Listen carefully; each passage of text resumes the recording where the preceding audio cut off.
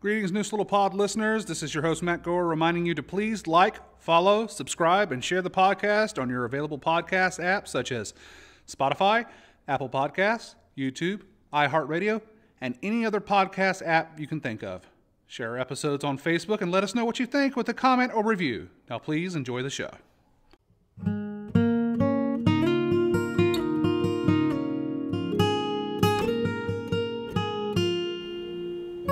Hello, and welcome to Neuse Little Podcast, an audio program discussing the almost 50-year history of Neuse Little Theater and the backstage antics and stories that come along with running a community theater in a small town. I'm your host, Matt Gore, and we are coming to you from NLT's stage and base of operations, the little log cabin located on the banks of the Neuse River in Smithfield, North Carolina. We lovingly refer to it as the Hut. Good evening, everyone, and welcome to another episode of Neuse Little Podcast. We have with us tonight three guests. For the first time ever, we have three guests on this show, and they are cast members from our new show that is opening November 12th. This will also be releasing November 12th, so by the time you hear this, the show will be up. But we are here to talk about it now. And we'll also have another episode where we talk about the special effects and props and set side of things. But for this one, we're going to talk about what the show is actually about, the actors who are involved. And I'm very pleased to say these are three brand new people who have never appeared in an NLT show before, so this is a unique perspective. And believe it or not, I don't know, except for one of them, I don't know terribly a lot about them. They just showed up to auditions and I cast them, and we've been working for 4 or 5 weeks at this point. So I'm pleased to introduce you on the podcast. We have David Holt. Hello. Randall Lawrence Hurt. Hello, everybody. And Alyssa Bayless-Tiburcio. Hello. How we doing? Doing great. All right. So if you hear some less than perfect audio, we're working on 2 mics here. So they're kind of switching back and forth. So if you'll just forgive us for that. Anyways, so guys, how did you end up here? Because you guys are from all over. None of you are from Smithfield. So how did it happen that you ended up to audition for Explorers Club? Well, I'm from Kinston, and Matt and I are friends. I'm more friends with Tamara, but then I heard that he was doing this play, and then I was like, well, it's an only female, won't hurt to try. And then I found the script, and when I read it, I was like, oh God, I gotta try out. Even if I don't get cast, I gotta try out, because I'd hate myself if I didn't try. So it's really funny. Well, I'm originally from Boston. Moved down here in January, and I was doing a lot of acting back in Boston over the last 10 years or so. So when I moved down here, I started looking for theaters that I could also work with, and happened to find Neuse through Facebook, I think it was. Saw the summary of the play. I wasn't actually able to find a copy of it, but saw the summary and it looked funny, and figured I'd just show up and give it a shot. Yeah, similar story to Randy. I was living up in Raleigh, just trying to figure out what to do, because the show I got cast on was put on hold for a couple months, and I was looking for something to fill the gap. I saw the audition also on Facebook, and I wasn't actually 100% sure if I wanted to audition, just because it is about a 40-minute drive and gas prices are what they are. Yeah. It was actually my mother who I sent a message to and said, what do you think of this? Should I audition for this? And she's like, yes, you better. Because it reminds us so much of a certain aspect of the time I used to work for Disney called the Adventurers Club, which has now been closed for quite a number of years. And we just had such a grand time with that this became a natural stepping stone to it. Well, you all say something very similar, and that's that the show is very funny. And the show itself is about a stuffy Explorers Club that is debating whether or not to admit their first woman, and everybody has to have something to contribute to science to become a member of the club, and like a thesis, I guess, as it were, something. And her contribution to the club is that she has found a native of Pahatlabong, and that she has brought him back. Although Sean shared with me an interesting theory about Luigi in general that I want to get back to at the end. Don't let me forget about that, because that's interesting. So, and hijinks ensue. Lucius is the acting president of the club, and he's in love with Phillida and is trying to convince all the other members to admit her. And then you, Percy, you come back out of nowhere from an expedition, and you were actually the president of the club, and there's some back and forth between Lucius and all that. I don't want to share the entire story with you, but it's basically Monty Python meets Downton Abbey in 1880s Victorian England. So it's a madcap adventure, and you latched onto the character of Percy very easily. There, Randy. How did that happen? Because I've had to. I was worried that people wouldn't get Percy, and you immediately did, and I never had to worry about it since. So tell me about that process a little bit. Well, kind of a two-part thing. First of all, you gave me the most helpful bit of direction I'd ever heard. You said he's basically Gaston, and I have been told for many years that I should be Gaston if I ever did a production of Beauty and the Beast. And the second part was just, I mean, the character just jumped off the page to me. He's loud, braggadocious, if that's a word, which it isn't. But braggadocious is. Braggadocious is. He's got it. Just a big personality, too big, frankly. And he's, kind of a jerk, but he's kind of too clueless to know that he's being a jerk, so it's kind of hard to dislike him for it. And it's just by nature, I am a loud and rambunctious person, pretty much always have been, so pretty much I just had to channel that into someone slightly dumber than I actually am in real life. Only slightly. Only slightly. Now, Alyssa, you're the only woman in the show. There's 9 men and 1 woman, and what is it like being the only lady in the cast of these crazy dudes? I really don't mind it. A lot of time with other females, they can get a little catty, but... What? Yeah. But this character's been a little bit difficult for me because I usually play dumb characters. I've played Ado Annie in Oklahoma. Mm-hmm. The last show I was in play on, I had played a character, Violet, who was like the dumb as dirt. And then I've also played, who's not really dumb, but the stepmother in Cinderella. Mm-hmm. So I've always had to play a characterization character. So then this one having to be a normal, I'm so smart character. Yeah, you're actually like, what? You're easily the smartest character in the play, I think. Yes, but playing the Countess is a little bit more up my alley because I can be a little bigger, I guess. Yeah. So.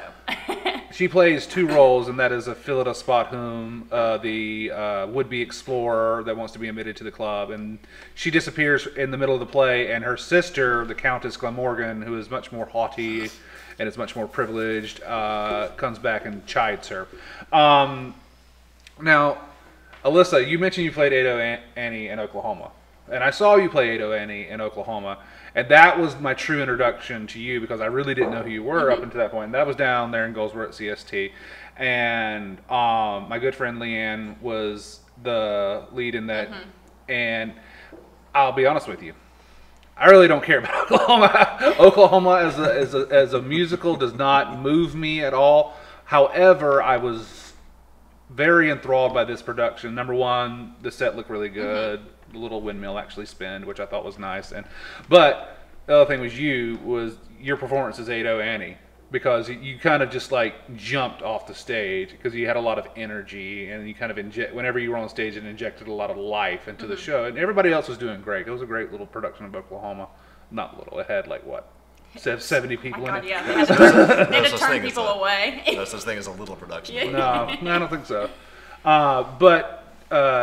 I remember that, and that's what made me think of you years later for another little small project we did called COVID Christmas Carol. That I was like, woof. We've come a long way since COVID Christmas Carol, haven't we? Yeah.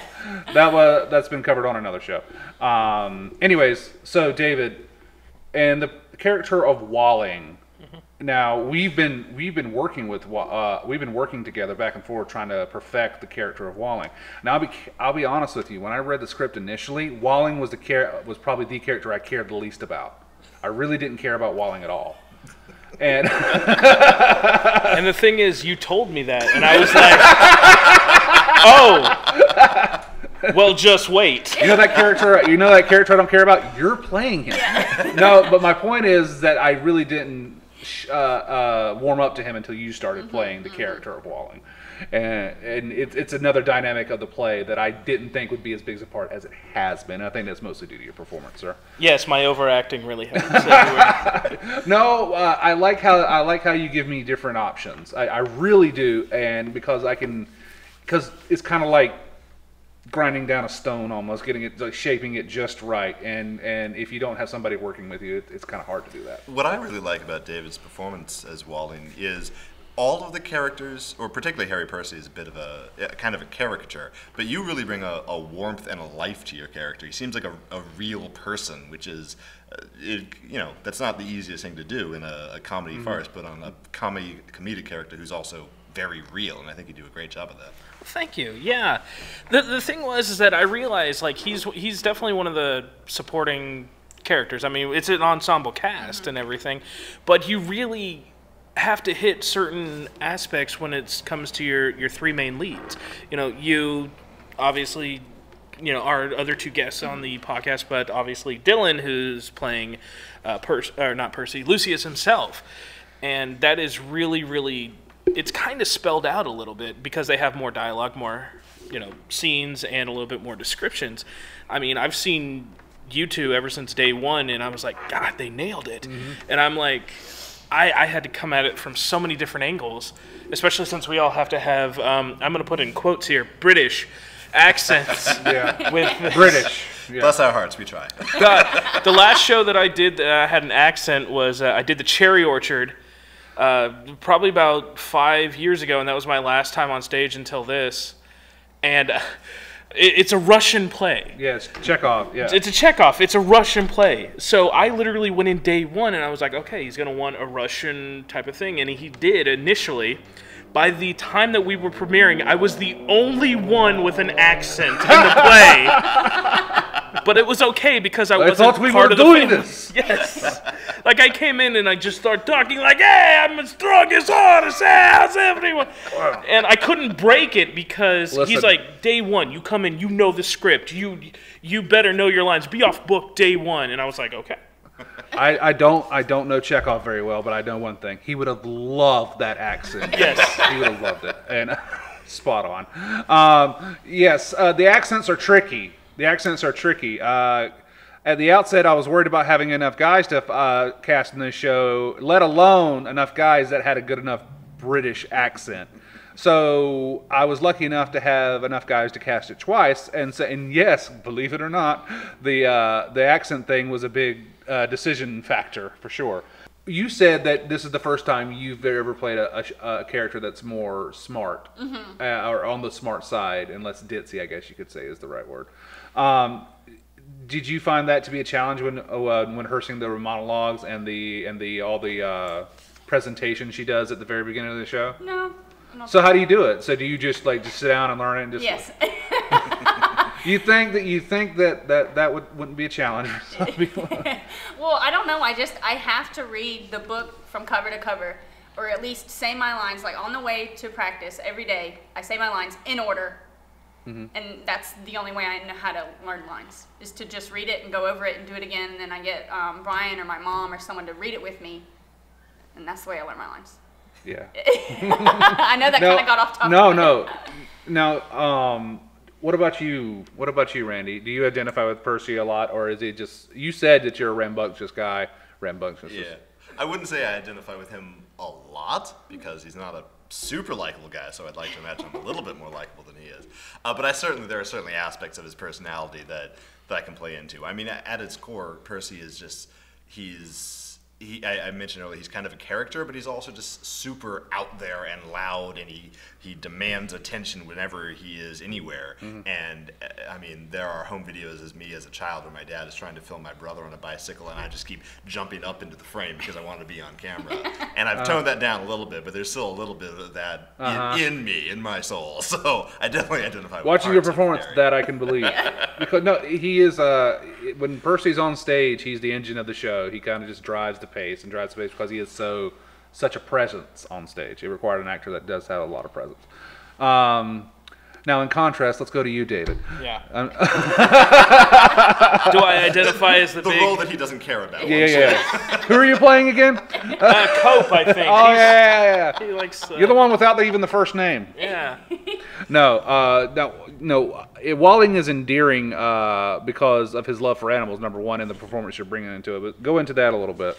Yeah. So, The thing is that with the performance that I bring into it, I actually do have to credit you a lot with that, because you come at it from an actor's perspective, and you could have just come in day one for any of us and be like, no, I want you to do it this way, I want you to do it this. And instead you really did give us a framework so we could create ourselves and then actually inject a bit of ourselves into the characters. So, I do obviously see myself a little bit in the Walling character, because it's basically me with a, again, quote-unquote, British accent, but a little bit over the top, if you will. Yeah.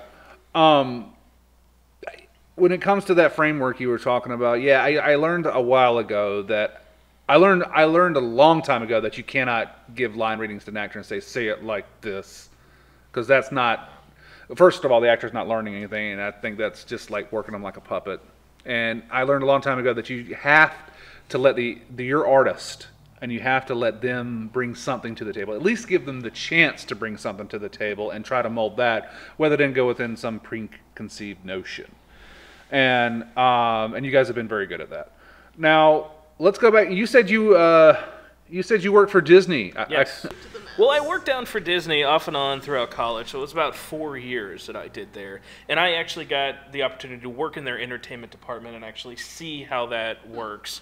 I mean, there are obviously some stories I could tell that I saved for my stand-up comedy routine, but there are some things that kill the magic, There's, Give us one little one. Come on, just give us a little one. Well, my first day of training, I walked into the tunnels underneath Magic Kingdom and just see Prince Charming and Peter Pan making out. I kid you not.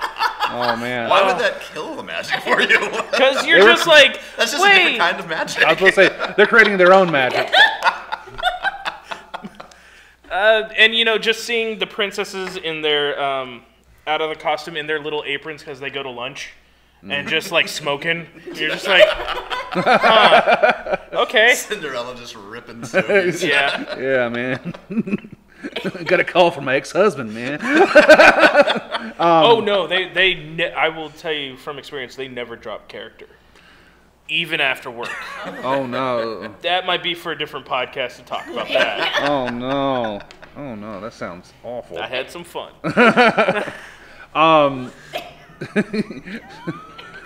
You're killing the magic for Alyssa. I hope you're happy.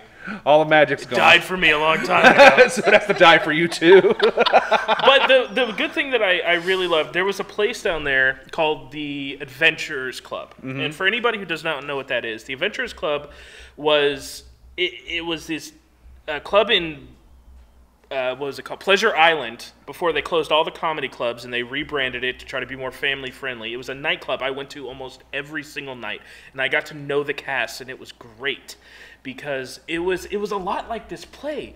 You would go into a room and there'd be everybody around talking, and it was a very 13 atmosphere back in the old World War I time.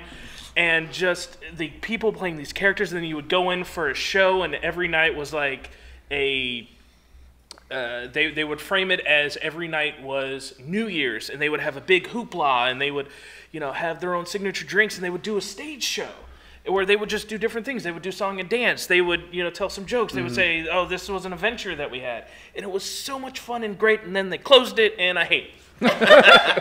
I can attest because I did spring break at Disney. Yes. And Pleasure Island was up, and we did that every night. It was Disney for adults. It was. Because there was beer sold on the street, and you could do club to club to club to club, and then at midnight they had New Year's Eve every night. Gotta say, that sounds a lot better than actual Disney. It was so good, and the thing is that there's still a huge community out there that really miss it. Like when I got cast in the show, I took, some of our materials that we had, our poster and everything, and I posted in those groups that I'm in, and the response was huge because everybody's like, "We love it. This sounds exactly like, the stuff that we kind of done. The Society of Explorers and Adventurers." Yeah.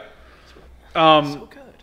Now, Randall, so what is your perspective? You are kind of new to North Carolina. So what is it like coming here? What's the theater scene like as compared to Boston? Obviously, it's much different, but what's the differences when you come here? I'm not sure I can comment on the whole theater scene down here.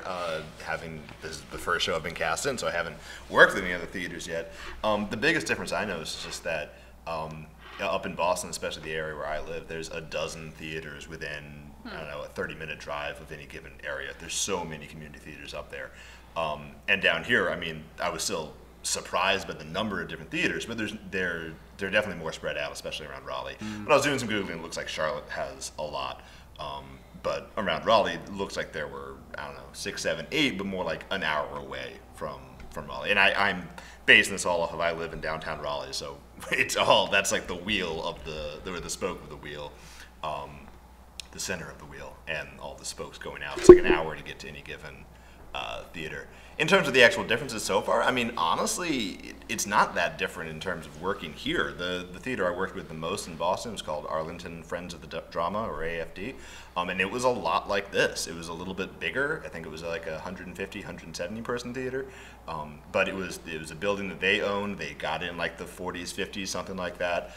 They had all of their, all the sets backstage. They had all their costumes and everything. So it was a lot like here at Neuse, which was awesome. As soon as I walked in for the audition, and I met you right away, Matt, and we got to look around the theater a little bit. Like it felt like being back home in Arlington, really. What about you, Alyssa? What about, this is your first show? You have come seen shows here before, and but you've never done a show here. So what's it been like for you doing your first show at Neuse? I really liked it.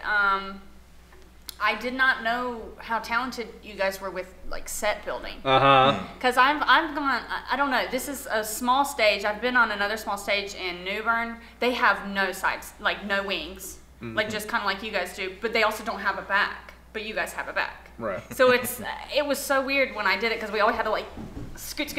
But I really like your set building skills. Like I don't know, you guys have such a nice theater.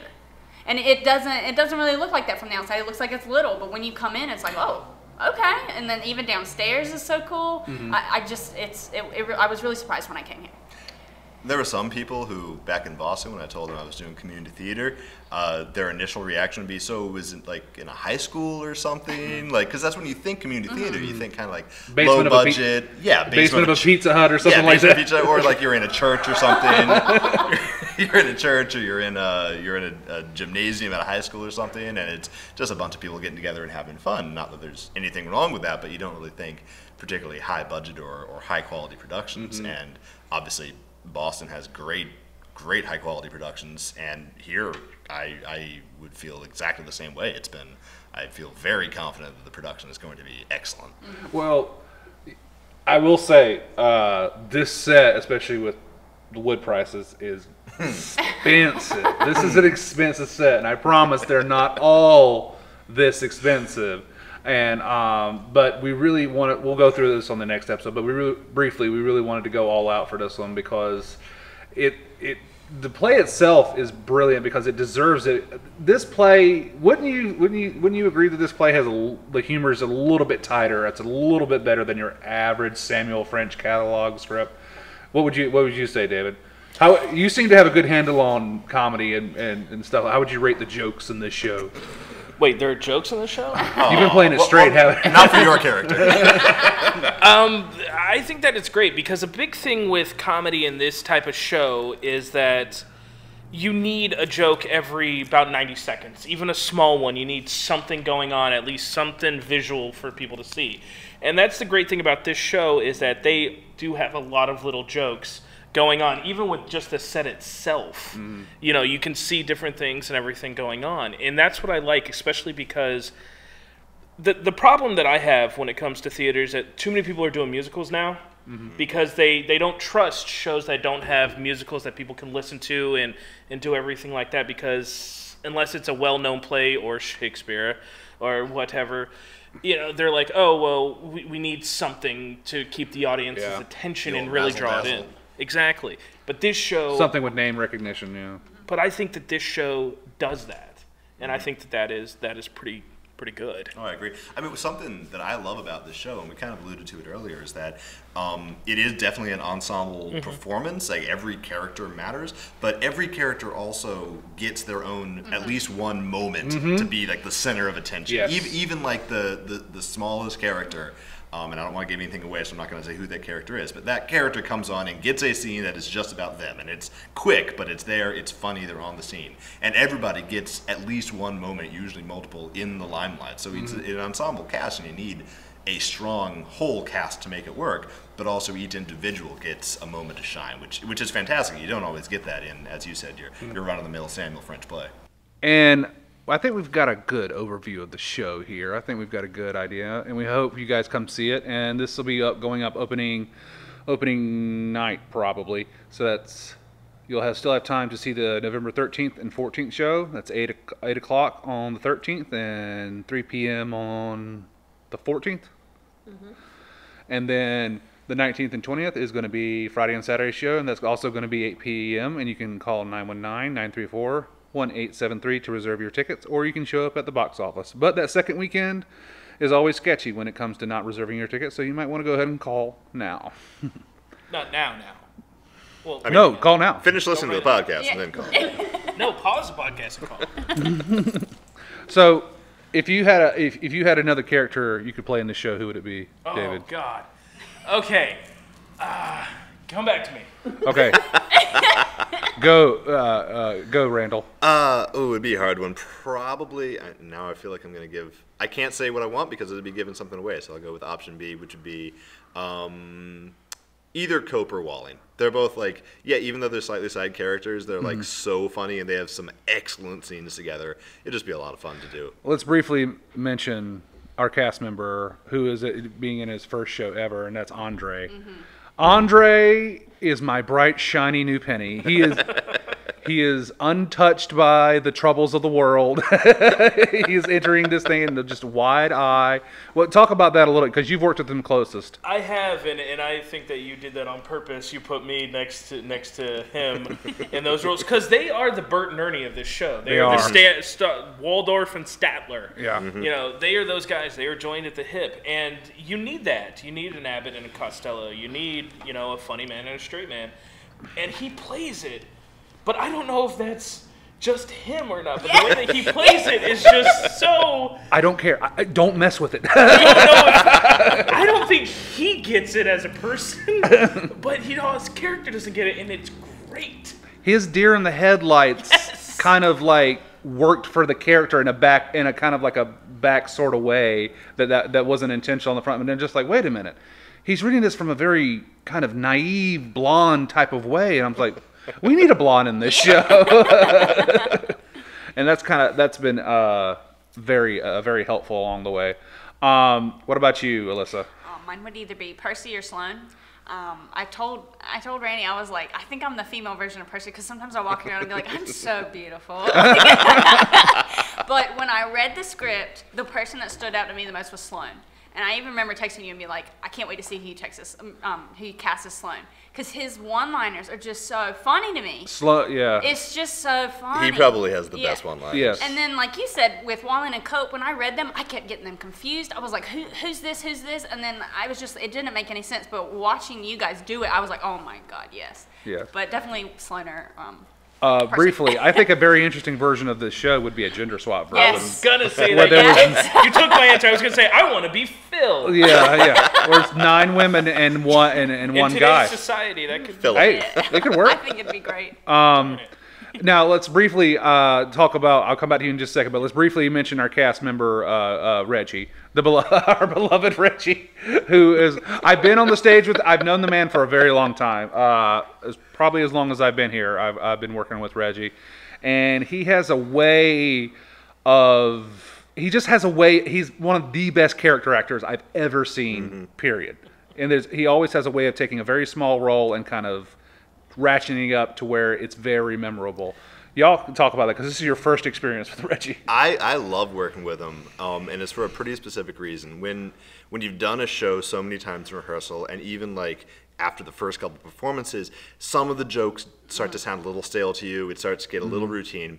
With Reggie, you know he's going to get the line out, but you don't know what else he's going to do. Yeah. So he keeps it fresh. So as an actor on the stage, you've got to be on your toes because you can't be certain exactly what's going to happen next with this guy.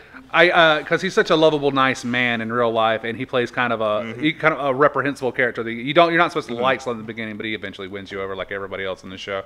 I was like, you have to be mean. You have to be mean to Alyssa, which is going to be difficult because he's such a nice man. Meaner is funnier when it comes to Sloane.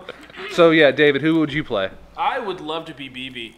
I just want to do. I could do that monologue, just like the darkness and the spotlight and the way of 1,000 deaths. Yes. You know, just really make it my own, make it all dramatic and everything. BB, and then I get to leave after 5 minutes. Yeah, I know. BB, it's a great little role because he literally comes on for 5 minutes in the second act, has some great jokes, and then he just leaves. Man. Exactly. Just leaves. He's in, he's out, he's gone. I remember when I went to go see. I've seen this show before. I saw it with Mita and Greg and Steven. We went to go see it in Wilmington, and it was what was it called? Big Dog Productions or something along those lines. Very tiny theater, like half this, and it was really cool because when we got there, you could tell that the audience members were like. They were kind of like a club. They just subscribed to this theater, and that's what they did on Saturday. They went and got a glass of wine and watched the show. And so when they saw us new people, they're like, "Whoa, new people! Whoa, what are you guys doing here? What are you?" And they did a great job. They did a great job. They didn't have the space for this type of set, but they did a wonderful job. And I remember being down there, and BB was a highlight. BB always to me was just like. It has to be like a brush of energy that just comes in and comes out. Like you've almost forgotten he's there as soon as he's gone because the play moves so fast in the second act. So I always remembered it as BB and being a highlight. And Percy. And because when I was watching that play, we had an idea we were going to do it when we were watching the actual play. And I'm just like, Percy seems like a difficult character if you don't get the right actor and they don't get the character. And thank God that Randall got it right out of the gate. And you guys have been a wonderful cast. It has been amazing working with you. You guys have gotten off book. You guys have taken it seriously. We had to take this very stupid, ridiculous comedy very seriously as far as the preparation and stuff. If I could ask real quick, you say you saw it in Wilmington, right? Uh-huh. Like, I don't want to say compare and contrast, or is there some things that you're happy that we're doing differently, or is there some things that you wish we would do the same? Is there anything? Well, it's interesting. It's interesting that you say that because the casting process is a very interesting beast indeed. Mm-hmm. If one or two things had been different, we would have had a dramatically different looking cast. So I don't like to try to compare it as far as the acting goes because for that space they did a hell of a job for that space. They were trying to raise money for a new space, so they were in transition. So for that I give them props, and all props. I totally stole their idea for the pictures on the wall of the explorers. I wouldn't compare it, but it was very good for that space. Yes. I'm impressed by any theater that wants to take up this show. I mean, like I said, I had never read it before getting cast in it, but being in it now, it's not the easiest production. Like there are some tricky things that when we nail them, I think they're going to be pretty impressive for audiences. I know. I wish we could say what those things are, but you got to buy a ticket and come see the show. But they involve Saturday practices and sore hands and sore knees. How's your knee, David? Well, I haven't talked about this much. I actually, when I was working at Disney, I actually dislocated my left knee, and I went through 8 months rehab. So it's always been a little touchy since then. But honestly, I'm fine. Yeah. It's the other knee that's getting hit every night. So. You could be old stumpers by the end of this. Two more things I know we're trying to wrap up. No, go ahead, please. We got time. One, I wanted you to talk a little bit about, because you said that you actually knew the writer, the original director, and the second one was, what is that theory about the character? Okay, all right, real quick. Thank you for reminding me. Real quick, I did not know that. I went to high school with the assistant director of the original Manhattan Theater Company production. And he has done stuff on Broadway as an assistant director, including Waiting for Godot. But he lives with his partner in California now, and they do real estate, so he's on a different path now. I went to high school with Andrew. His name is Andrew Britt, and he He's back then, I always said when I was in Ruth Mills Theater Arts class that he reminded me of a 70-year-old in a 16-year-old's body. He was a very homebody, very just very low-spoken and unassuming. He directed one show here, two, and he went on to do that after he went to ECU. And he was our youngest director here. He directed a show here when he was 16 years old. Whoa. And I called Andrew up about one particular part of the show that involves the physical aspects of the show and the tossing and all that. And he kind of gave me some pointers. And we're going to go into that more on the next episode where the show's been out and, the cat's out of the bag and all that stuff. And then, okay, the theory about Luigi. The theory about Luigi, Sean says, he mentioned this to me last night, and I found it very interesting. But it doesn't help Philida's character. So that's the only reason why I'm just like, I don't know if this is true in the reality of the play. And that he thinks that Luigi is an actor that Philida hired. Mm-hmm. And that he, because it all comes from the paint.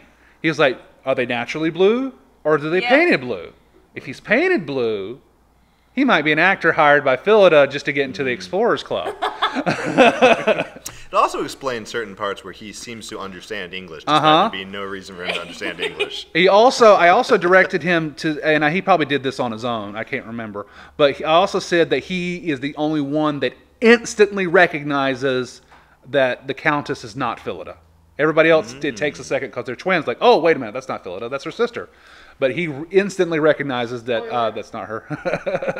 I can't subscribe to that theory because there's something that happens in the show that if he's an actor, there's no way that would happen. That's a good point too. Okay, so we can't go. It's hard talking around it because we don't want to give too much away. But all right, suffice it to say, if you come see this show, you're in for a hell of a ride indeed. And I couldn't ask for a better group of people to do it with, because this is one of my strongest casts I've ever worked with. They took it seriously right out of the gate, and I'm very proud of them. You just had to get a bunch of people from out of town. I know. It's happening. Bring in a rigger from Boston. I honestly don't think there's one person in this cast that's actually from Smithfield, but we have several vets, including Rich Nixon, who plays Humphreys. We should mention Rich. That's true. There's not a single person that lives in Smithfield. Nope, not one, because even Reggie lives in Four Oaks. Reggie's in Four Oaks. Rich is in Selma. David's in Selma. So yeah, there's not one Smithfield resident in the show. But thank you guys for driving out. I know with gas prices these days, it's not great. I'm doing a show I'm scheduled to do a show in January in Fayetteville, and I was talking to the guy today. I was just like, gas prices. Oh my God, gas prices. So, we will have another episode where we reveal all the secrets about the props, the quote-unquote glasses, and all the other secret things we have on the stage for you. We want to... Mita, what was the thing you told me about the curtain that made me change my mind, ultimately? I said I did a show where we recreated a general store on stage. So it had all of the stuff and the candy and all of the items on stage. And the curtain was closed. And the show starts, the curtain opens, and I got applause. I said, if we do this set right, the curtain opens, you'll get applause. And he's like, okay, you convinced me. All right, you've done it. Let's do it. Anything for the applause. It's like, no, it's like... I need it, Randy. I need it. He was saying that he didn't want a curtain so everybody could see it and kind of study it while they're sitting here waiting for the show to start. I said, no, they can do that at intermission if you want to leave it open. I said, but you want that initial moment. You really do. All the reviews are going to be about the sets. I don't know about that, my friend. The actors were okay. The set was just a paragraph. When that curtain opened. No. If the actors aren't doing their thing, as beautiful it is, the set is just a very, very expensive prop. So. And naked people. The family up there. When you come out of your passage there, Philida, you should grab her boob on the way out. For good luck. You're rubbing for good luck. I thought about the fact she's got to pass it several times. She should basically go by and go. Every time she goes by. Percy brought those back. Yeah. These are for you. All right.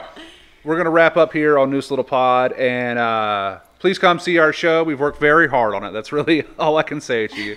Thank you, David. Thank you. Thank you, Randy. Thank you. And thank you, Alyssa. Thank you. Thank you for all you've done and coming in a little bit early to be on the show today. For Neuse Little Pod, that's it. See you later. Credits for the show. Your host and creator is Matt Gore. That's me.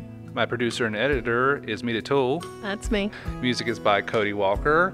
Please go look up Cody on Cody Walker Music on YouTube, and he's also on Cody Walker Music on Facebook as well. He's local, so and he's got a couple of albums out. Easy listening, John Denver type of guitar voice. That Cody Walker. All right. Thanks for listening. We'll talk to you later. Bye bye.